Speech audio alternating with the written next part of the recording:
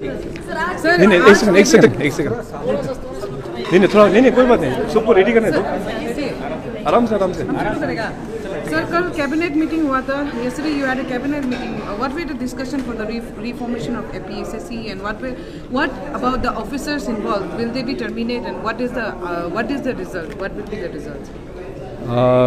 अभी आप सबको पता है कि Arunachal Pradesh public service commission का जो पेपर जो लीक मैटर है वो एक बर्निंग इशू होके बैठा हुआ है. तो इसका गंभीरता को देखते हुए कल मैंने स्पेशल कैबिनेट एक बुलाया. तो उस कैबिनेट में जैसे आप सबको पता है कि जैसे ही पब्लिक सर्विस कमीशन में ये पेपर लीक हुआ तो सरकार के ओर से एक तो इंक्वायरी कमेटी हम लोग ने गठन किया और इंक्वायरी कमेटी का रिपोर्ट सरकार में आ चुका था. तो based on that inquiry committee हम लोग ने कैबिनेट को वहाँ पे बैठाया. तो इंक्वायरी कमेटी का रिपोर्ट देखने के बाद हम लोगों को ये लग रहा था कि उसमें जो कैबिनेट में जो डिसीजंस हुआ है जैसे आप लोगों को मैं कम्युनिकेट कर देगा. नंबर 1 तो उसमें चर्चा के बाद में हम लोग ने ये रिजोल्व किया है कि एक स्टैंडर्ड प्रोसीजर जो SOP जो बोलते हैं वो शायद उसमें थोड़ा बहुत कमियां था. इंक्वायरी कमेटी का रिपोर्ट में ये मेंशन किया था. तो उसको हम लोग कम्युनिकेट करेंगे स्टाफ सिलेक्शन बोर्ड और पब्लिक सर्विस कमीशन दोनों को कि इसमें हम लोग सरकार की ओर से एक ब्रॉडली एक SOP बना के दोनों ऑर्गेनाइजेशन को देंगे और they can deliver and they can make it more stringent और मोर स्ट्रॉन्गर ऑल्सो.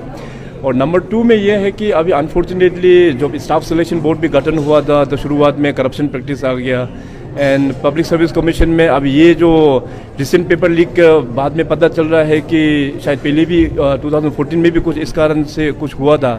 तो ये सब प्रैक्टिस को बंद करने के लिए we have decided that in coming session एक हम लोग असेंबली में भी एक स्पेशल लॉ एनेक्ट करेगा ताकि पेपर लीक मैटर को बंद किया जाए और स्ट्रिक्ट से स्ट्रिक्ट एक्शन हम लोग किस प्रकार से लिया जाए. So a special law will be tabled in the upcoming assembly session.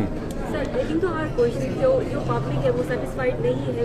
FCC में मोर देन 50 मेंबर्स हैं लेकिन आपने सिर्फ जो सेक्रेटरी और सेक्रेटरी को आउटसाइडर को आपने सस्पेंड मैं कैबिनेट डिसीजन में आ रहा हूँ ना, आप लोग पहले सुन लो ना. तो तीसरा में ये है कि ये चीज़ क्लियरली हम लोगों को जानना चाहिए कि public service commission is an autonomous body. Government का उसमें डायरेक्ट कंट्रोल नहीं होता है. सेइंग सो अभी वहाँ पे जितने भी जो स्टाफ है वो पूरा पब्लिक सर्विस कमीशन अपना ही स्टाफ है. सरकार के ओर से अभी यहाँ से सेक्रेटरी और ये जॉइंट सेक्रेटरी जिसको भी भेजा है उसको हम लोग ने सस्पेंड कर दिया.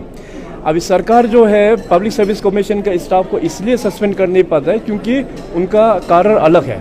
तो कल का तीसरा कैबिनेट डिसीजन में यही लिया कि उस कार्य सिस्टम को अभी हम लोग सेक्रेटरीट के साथ में मर्ज करेंगे. तो मर्जर का जो मेथोडोलॉजी है वो AR डिपार्टमेंट वर्कआउट करेंगे. तो इसका बाद क्योंकि हमारा Day 1 से ही यही मेरा ये निर्णय था कि इस बार का जो पेपर लीक होने के बाद it was a total setback for the people of Arunachal Pradesh और उन बच्चों का, उन यंगस्टर्स का जिन्होंने इतना मेहनत करके अपना कॉलेज और यूनिवर्सिटीज़ पास करके इतना मेहनत से जो प्रिपरेशन जो किया है उन लोगों के लिए ये बहुत बड़ा सेटबैक है. तो Day 1 से my agenda was very clear कि टॉप टू बॉटम एक ओवरहोलिंग एक होना चाहिए और उस जो प्रोसेस में एक सिस्टम से जाना पड़ता है. जैसे मैंने कहा कि पब्लिक सर्विस कमीशन जो है एक ऑटोनोमस बॉडी होते हैं. तो जैसे हम लोग ने अभी सरकार से जो किया उसको हम लोग सस्पेंड कर दिया. अभी नेक्स्ट स्टेप जो है जो AR डिपार्टमेंट कल हम लोग मर्जर का हम लोग ने बात कर जो डिसीजन एडॉप्ट कर लिया. तो जैसे ही मर्जर का ओके हो जाएंगे तो वहाँ से भी स्टाफ जो है पूरा हम निकाल देंगे. तो इस प्रकार का अभी हम लोग ने इनिशिएटिव हम लोग ने शुरुआत ये किया हुआ है. Sir through your CMO spiral का कहना है कि 2019 से वेबसाइट से जो AE का रिजल्ट है उसको हैम्पर किया गया. इसके विषय में आपको क्या कहना है? देखिए इस पूरा जो विषय को लेके क्योंकि जनता में एक कॉन्फिडेंस हो और एक अच्छा क्लैरिटी आने के लिए एक पब्लिक सर्विस कमीशन में जितना भी जो अभी घोटाला हुआ है, जितना भी जो प्रॉब्लम्स हुआ है उसको हम लोग ने अभी CBI को हम लोग ने रिकमेंड कर दिया है. तो CBI को अभी दिल्ली में भी फॉलो अप हो रहा है. हमारा यूनियन मिनिस्टर किरण जी भी CBI का डायरेक्टर को रिक्वेस्ट किया कि ये बहुत इमरजेंसी एक मैटर है, CBI जल्द से जल्द यहाँ आके इसको सॉल्व किया जाए. तो जैसे CBI आने का बाद में केवल यही एग्ज़ाम नहीं बल्कि पुराना में भी किस प्रकार से हुआ है उसका भी पूरा छानबीन करेंगे.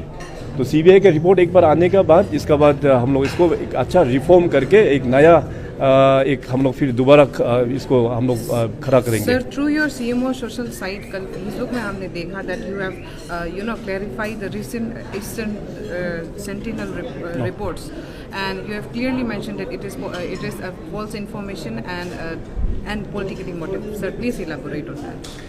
नहीं, फर्स्ट एंड फॉरमोस्ट तो आज जितने भी आप लोग यहाँ पे आए हुए हैं, यू आर जर्नलिस्ट का एक इथिक्स होता है। Just ask that after reading that eastern sentinel that paper, और अपना आपको पूछे was it worth it writing such kind of an article और न्यूज़ रिपोर्ट। टोटली बायस्ड है ये, टोटली पॉलिटिकली मोटिवेटेड है। और ठीक है, कोई बात नहीं, पॉलिटिकली मोटिवेटेड हो सकता है, because we are all in a democratic country, we all can be influenced by political parties, that's not an issue. लेकिन ऐसे मीडिया एजेंसी जब आप किसी को रिपोर्टिंग करते हैं और जो कम्युनल का लैंग्वेज वहाँ पे डाल के आप इंसाइट करने का जो कोशिश करता है, क्योंकि अरुणाचल प्रदेश में बहुत सारा ट्राइब्स बसे हुए हैं, यहाँ में हमारा यहाँ पे बहुत सारा रिलीजन भी है, यहाँ पे बुद्धिस्ट है, क्रिश्चियन है, इंडिजिनियस वाला भी है, हिंदू वाला भी है। तो इस प्रकार का आप आर्टिकल आप लिखोगे तो लोगों में एक सोचेगा कि इस तरह से कुछ हो रहा है क्या। तो गलत इन्फॉर्मेशन और ख़ास करके रिलीजन और कम्युनल बेसिस में बिल्कुल नहीं लिखना चाहिए, इसको मैं टोटली कंडेम करता हूँ।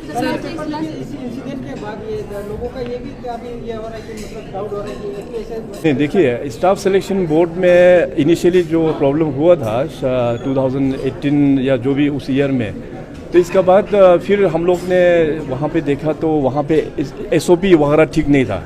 तो एसओपी को बहुत अच्छा से बनाया हुआ है स्टाफ सिलेक्शन बोर्ड का, आप लोग भी चेक कर सकते हैं स्टाफ सिलेक्शन बोर्ड में किस प्रकार का एसओपी है, आप लोग देख सकते हैं। अनफॉर्चुनेटली पब्लिक सर्विस कमीशन में being the elite agency of recruitment, वहाँ पे इस प्रकार का एसओपी नहीं था। तो इस प्रकार से क्योंकि ह्यूमन नेचर है, ह्यूमन नेचर कब जाके टेढ़ा हो जाता है, हम लोग भी बोल नहीं पाता है until unless you have a strong SOP. तो मेरा तो कहना वही है कि एसओपी अच्छा नहीं होने का कारण से ये जो भी अभी इंसिडेंट हो गया है ये हो गया है। तो एनीवे लोगों को जस्टिस देने के लिए अभी सीबीआई को मैटर ऑलरेडी दिया हुआ है and we are very hopeful कि सीबीआई भी जल्द से जल्द आके यहाँ इन्वेस्टिगेशन भी करेंगे। बट सेइंग सो, आज जितने भी हमारा मीडिया फ्रेंड्स आप लोग जो यहाँ पे आए हुए हैं, मैं इतना ही कहना चाहूँगा कि इस इंसिडेंट को लेके सरकार भी काफ़ी दुखी है, हमारा जनता भी दुखी है और हमारा युवा पीढ़ी भी काफ़ी दुखी है। मगर आने वाला दिनों में भी मैं युवा पीढ़ी को इनजस्टिस होने नहीं दूंगा, मैं सरकार की ओर से ये आश्वासन देता हूँ।